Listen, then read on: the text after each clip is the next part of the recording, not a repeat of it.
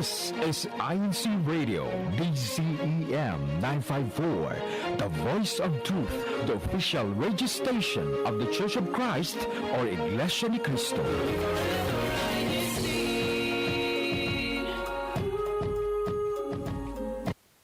And good morning, everyone, and welcome to INCRadio Florida. I'm one of your hosts this morning, Brother Robert Topalis, coming to you live here, and ironically, on a very sunny Saturday morning, because today's topic, we're going to be talking about exactly the opposite, and that's when a hurricane comes through the state of Florida, because we know that right now, as Brother Jim will attest to, we are right in the middle of hurricane season here in Florida.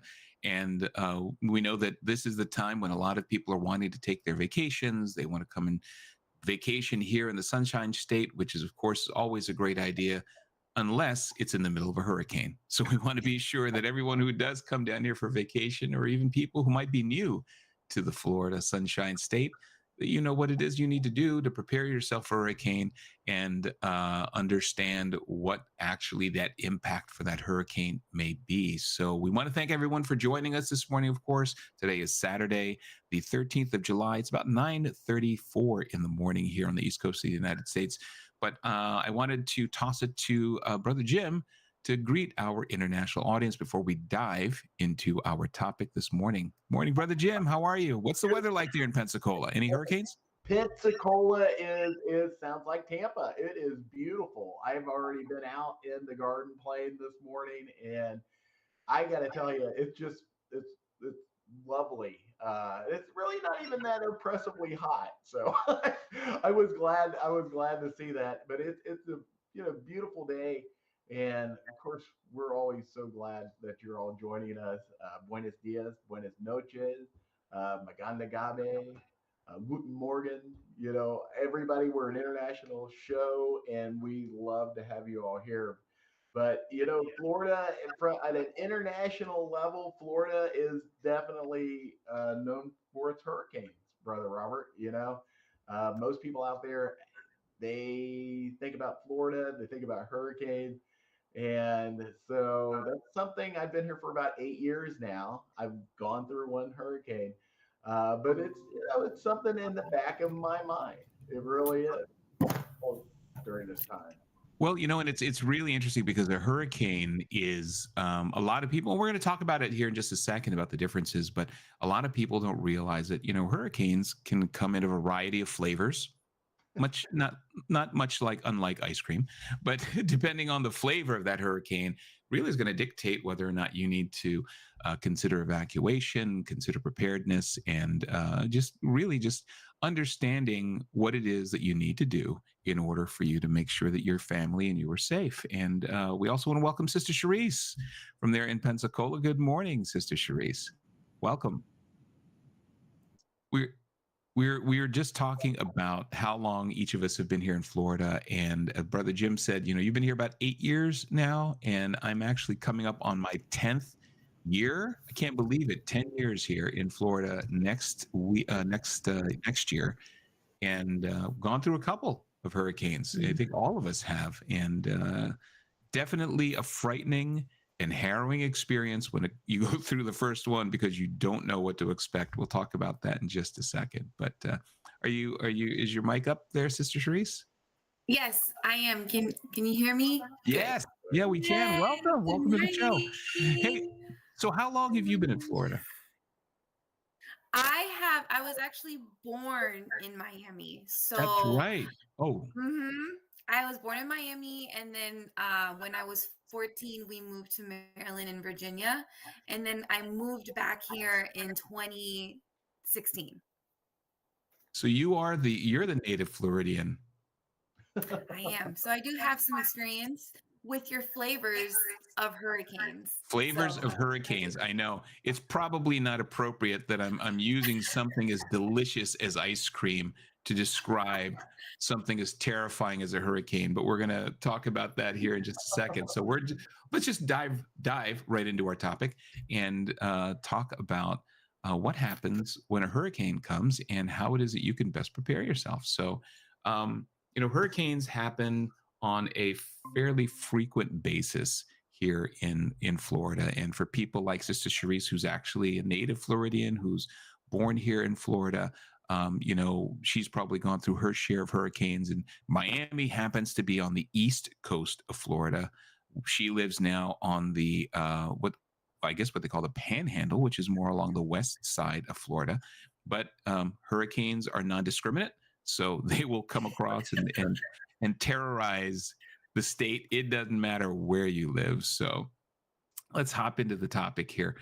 So what is a hurricane? A hurricane's a large, it's a powerful storm. It's a rotating storm. So if you've ever seen graphics of a hurricane, it just looks like this circular storm that it is characterized with strong winds, lots and lots of rain, and it's something that forms over warm waters, which is why the Sunshine State is such a frequent target, because you've got a lot of warm water in the area. And when that warm water starts to feed the hurricane, that's what actually intensifies the hurricane's strength.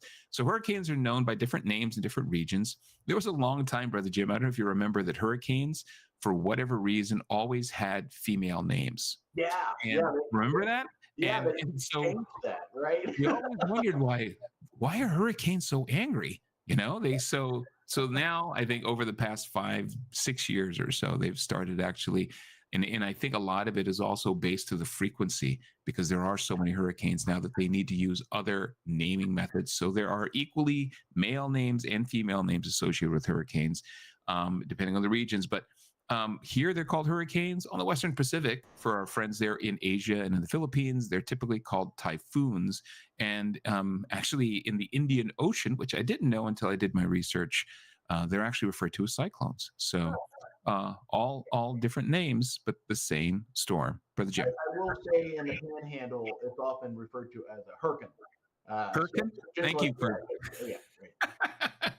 thank you for educating us in your proper pronunciation of a hurricane. So moving on. So hurricanes in Florida happen during what we call the Atlantic hurricane season, and that hurricane season is right now. It starts June 1st and typically ends on November 30th. Now everybody wonders, like, well, wait a minute. So do hurricanes have calendars? Is that how they know that, they're supposed to start up on June 1st? And it's all driven by the weather, right? We were talking about warm weather. It's already warm here, but as that water really starts to warm up and then you start to develop these storms off of the coast of Africa, these will form as far south as Africa and then make their way across the Atlantic Ocean. And then when they make their way into like the Panhandle and the Atlantic, the water's really warm, feeds the storm. And that's when these really start to intensify. So, but historically though, and this is important for you cruisers, for you people that are coming down here, planning on going on a cruise to Mexico or into the Caribbean, the highest and most active period for hurricanes here is typically from August to October. So if you are planning your cruise, word of advice, maybe wait till after. Oops, that's what happens when you're presenting. Okay. Maybe wait till after the month of October to ensure that you're at least not getting your boat going through the Caribbean right in the middle of a hurricane. But again, they happen frequently. Most of the time, they aren't really as impactful. But what we have here is a graphic that shows you the 8 most recent hurricanes in the past 7 years. And you can see, these are category 4, category 5s. We had a couple of category 3s. The most recent one was, I think, Idalia, that happened last year, which is category 3 storm that hit the Panhandle there, went through Tallahassee. For us here in Tampa, the ones that impacted us the most, I think in 2017, we had Hurricane Irma that actually just parked itself. I remember it parked itself, came up the coast, as you could see how it's tracking. It came up the coast, through Sarasota, through Naples, that whole area, and then it landed and just sat on top of Tampa for probably about a good 30 minutes. And as bad as the wind is, you talk about that, like in Hurricane Harvey. I remember the flooding associated with it, because that's been the thing. Like the hurricanes come in and then they don't leave. They love Florida so much they want to hang out. And Yeah, the problem just is, like a lot of the tourists that yeah, come in. Yeah, they just move. They move here. Well, and you're right. Water damage and flooding are sometimes after the fact more severe and more damaging than the actual winds themselves. So we'll be talking about some of the after effects of those hurricanes as well. And as we take a look at the tracks here, you could see that there have been 8 major hurricanes. We've just had a hurricane that formed in the Gulf this past month called Hurricane Beryl. It didn't come through Florida. It actually hit, I think, Texas, made its way up north. But again, it's that same hot zone that you guys are looking at right here. It's in that Caribbean area where these storms typically will either form or intensify. And when we talk about intensification or how strong the storms get, like I said, hurricanes come in different flavors. So you've got your vanilla on the left, which is category 1. And then you've got your super, super duper pecan praline on the right, which is your cat 5s. I'm never going to have pecan praline again after this. But the hurricanes themselves have sustained winds of anywhere from 74 to 95 miles per hour. That's a category 1. Just imagine that in and of itself and the damage that can create, all the way up to a category 5, which is in excess of 157 miles per hour. My car doesn't even go that fast. I don't know about you, Brother Jim. But when we see the in between, so the majority of the hurricanes that have hit Florida have been category 3s, category 4s. Those are both of them are over 110 miles an hour in intensity. And that's difficult for even people as large as me to stand still in the middle of the street and not be blown away. So you have to understand the categories of the storms, because that will tell you how much damage potentially that storm is going to wreak when it makes landfall. So you want to be sure that you're paying attention to the category of the storms, which of course you see in the news. That's one of the things when we talk about natural disasters, and I know hurricanes are bad, but the thing is that with hurricanes, we get a lot of notice. Yeah. We know pretty well in advance when a hurricane's going to come, sometimes upwards of a week or more, because the meteorologists can see these things forming out off the coast or forming in the ocean. Whereas with an earthquake, for example, you probably don't get as much notice, maybe 30 seconds or a minute. So tornadoes, the same thing. You do get some notifications when they're coming. We have tornado warnings, but again, a lot of those can just spawn and happen sporadically, right? So again, pay close attention to the category, because those categories are what are going to dictate how much damage you can expect to have happen. Now, one of the first things you've got to do is be prepared in the event you have to evacuate, in the event that you've got to, what they say, hunker down in your home. Make sure that you've got what you need, because there are essential items that may not be available, especially if power is out for a long time, especially if people have raided the grocery stores, right? All Floridians are very, very acutely familiar with the lack of bottled water, sandbags, and toilet paper as a result, which I still don't understand the whole toilet paper thing. But, water and essentials typically are depleted, right? I mean, it's the grocery stores, the big box stores. So you don't want to wait until the day and even the week of a hurricane to go out and stock your supplies. Water is something that you can keep, have it put in a closet someplace, so that way your family will have the water that it needs. Make sure you stock up on your medications, fill your prescriptions, tools and supplies. Brother Jim, what are some of the tools and supplies we want to have handy in case we've got to get prepared for a hurricane?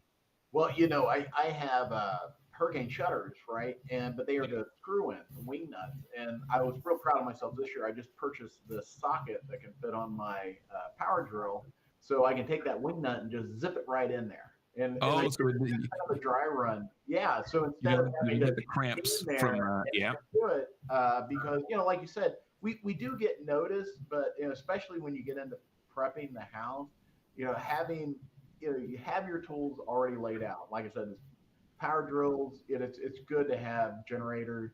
definitely want to never use a generator in the house or inside a Yep. dwelling. But at the same time, so many times with whether it's a tool or a generator or something like that, people just they stick it in a corner and they never start it. They never really test it.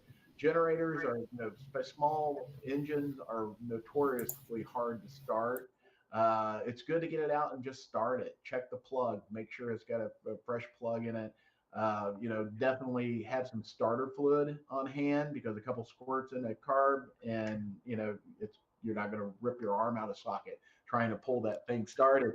But it really is about preparing, getting all those tools out. You may need hammers. Certainly make a buddy with a chainsaw, because you never know if you have trees around your house that you might have to clear some space. And once again, small engine, make sure it's in good running order.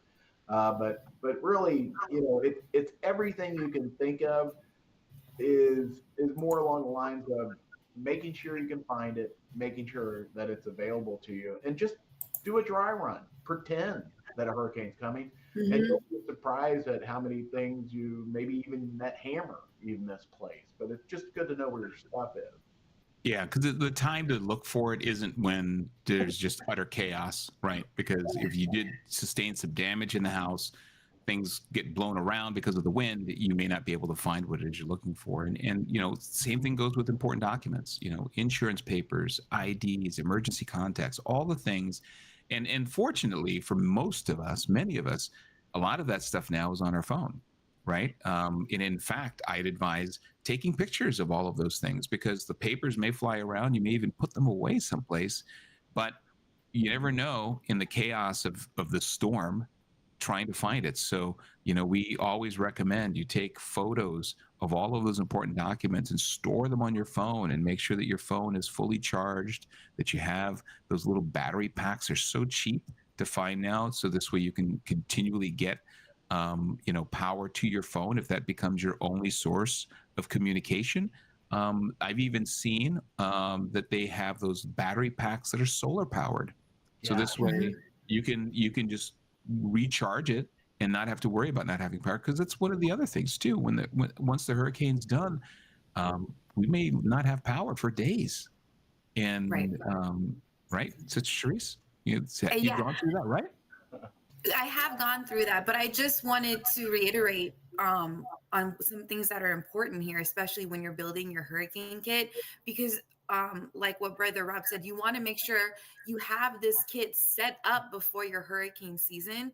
And what most importantly, when I'm paying attention to this, is not just, water and food, but also medications. So anyone who, requires daily medications, you want to make sure that you have enough supply on hand in case a hurricane comes through and you're not able to get your medications, you're not able to get to the pharmacy. So like your blood pressure medicine, your insulin, anything of that. If you're a dialysis patient, I know there's certain dialysis diets that you're supposed to go on during a hurricane season, because your dialysis centers might be down. You might not be able to get dialysis. So those are important things that you want to make sure you have. And then also the dry run with Brother Jim, very important.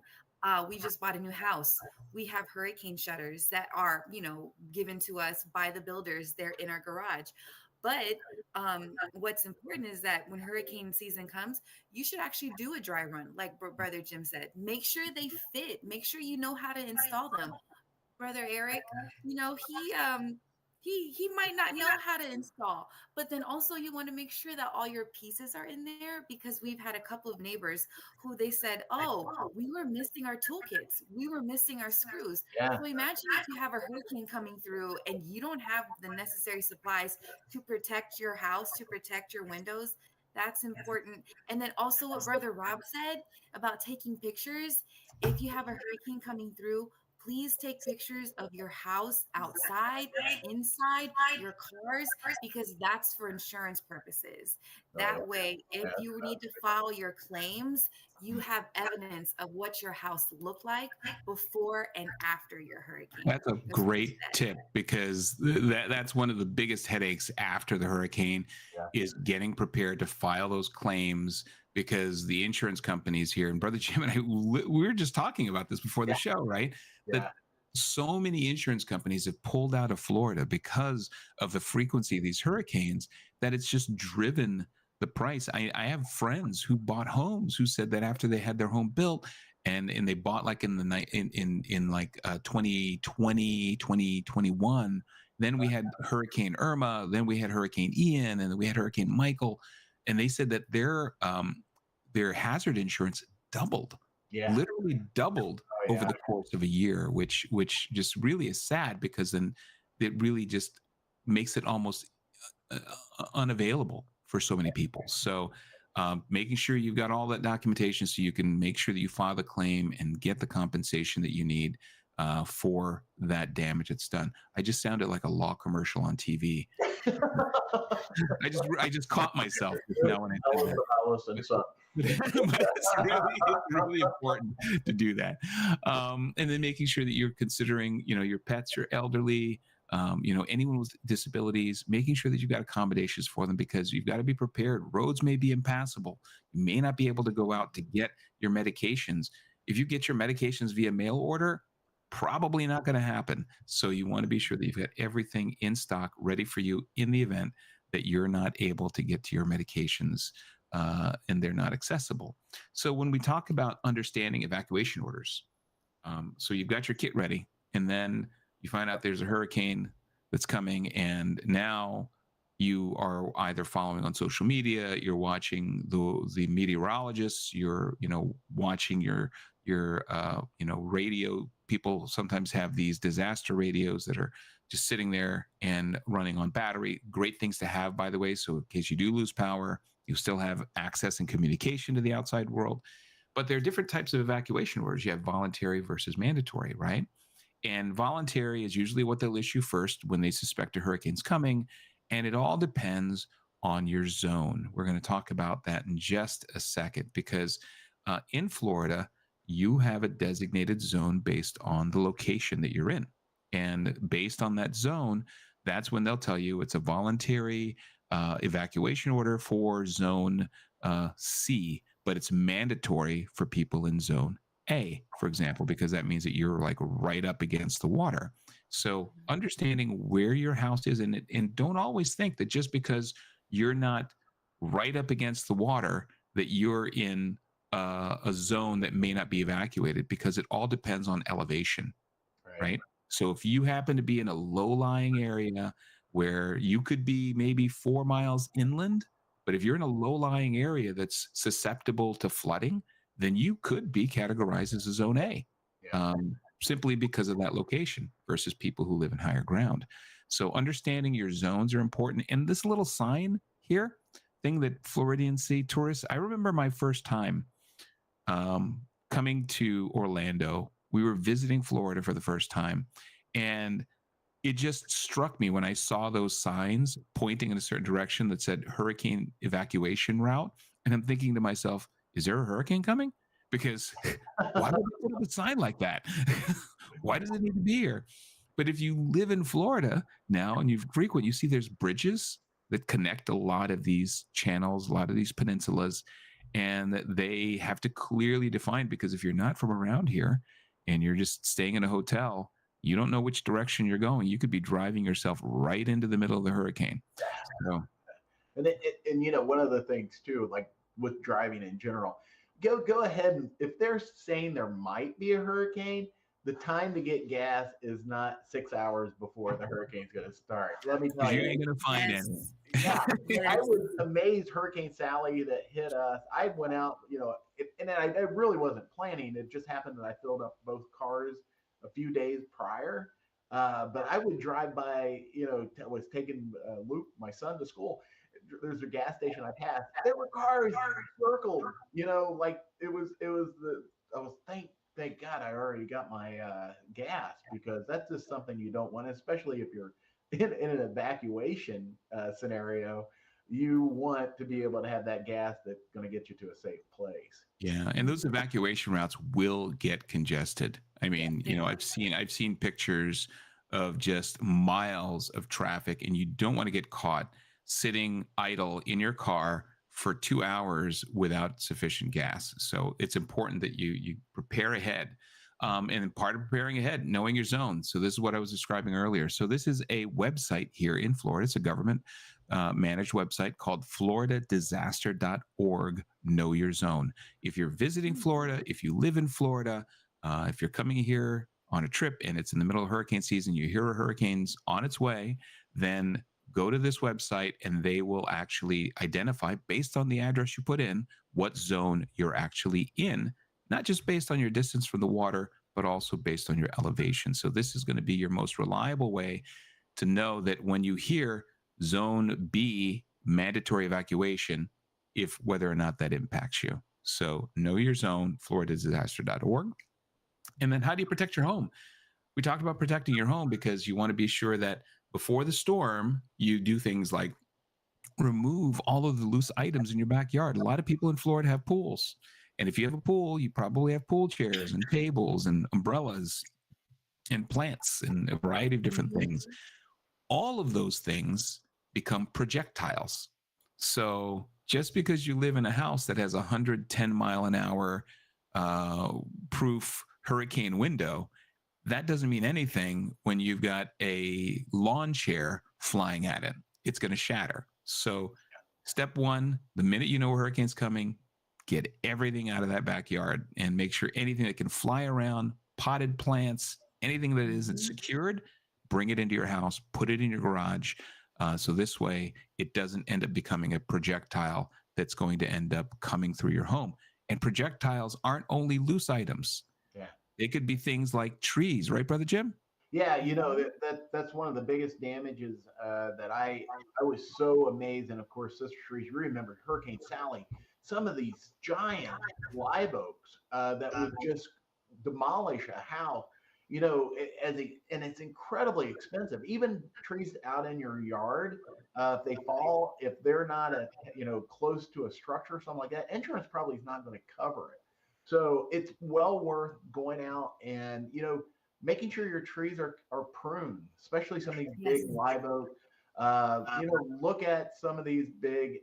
We have here in the Panhandle, we have these longleaf pines that grow really fast, which means they grow up fast, but they fall down fast too.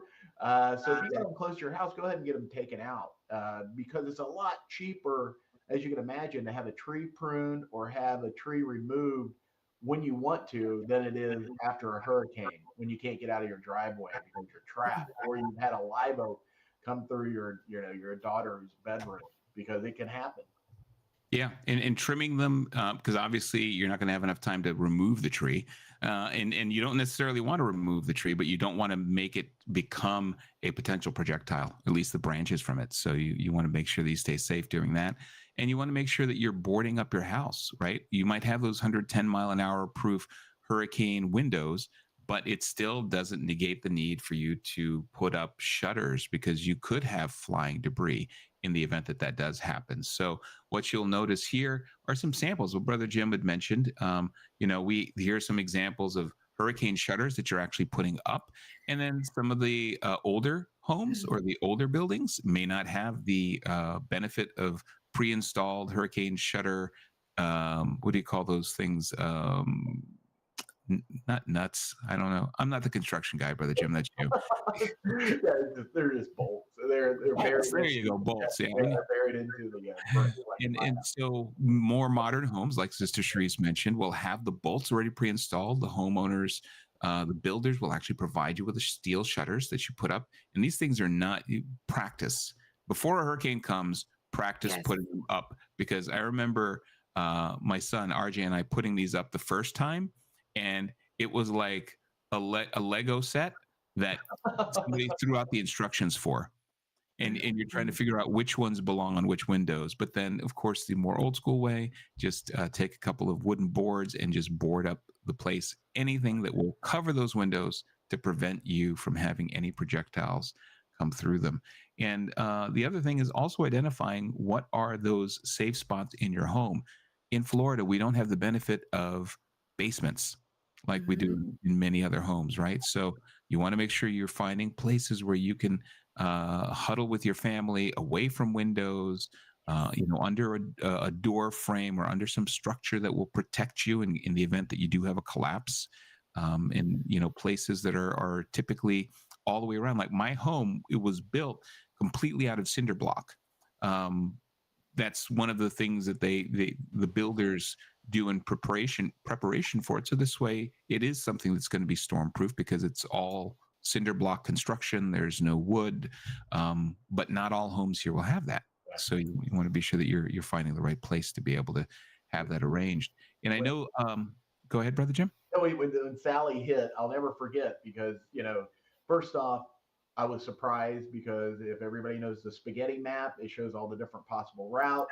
Sally had one strand, like you had the whole packet of spaghetti going around Tallahassee, and we had this one strand. And of course, in the middle of the night, I woke up to find out that it had followed that one strand that went directly, as it happened, over my house at Pensacola. And it was my first hurricane. We were not prepared. And I got up and looked out the front window, and it, looked like a hurricane was coming to my house. And so, and my son, he fell out of bed at the same time. I'll never forget. He's screaming bloody murder. I grab a hold of him. I grab my wife. I put him in the walk-in closet that's close to our restroom. Because I will say this, interior room, and rooms that have plumbing are usually a little more structurally sound. They're a little safer. And I knew this backed up against a lot of our plumbing. So I put them in there.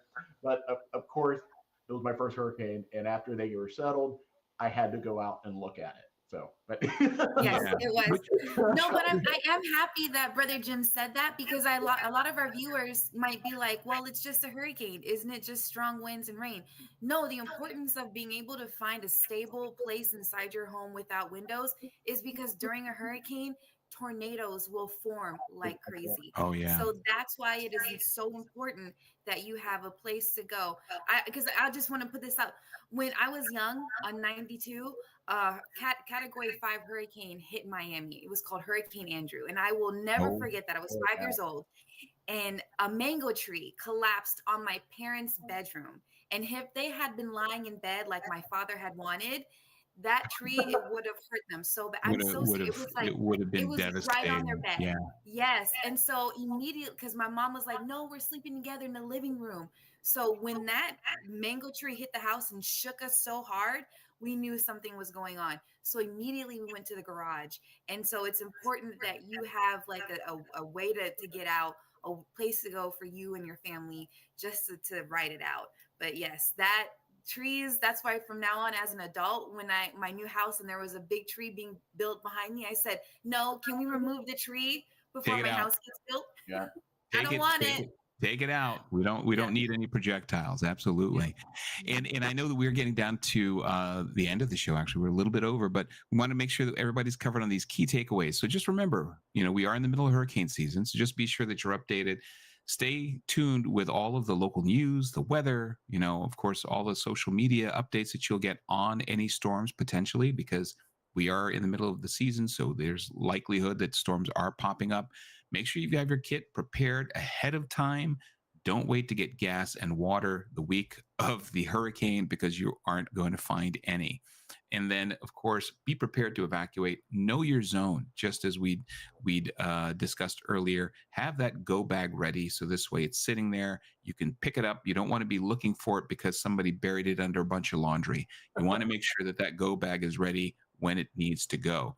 And then, of course, seek shelter. When it's time for you to either evacuate, or if you're not evacuating and the storm is on its way, be sure you find a windowless interior room for you and your family to huddle in, so this way you can stay safe.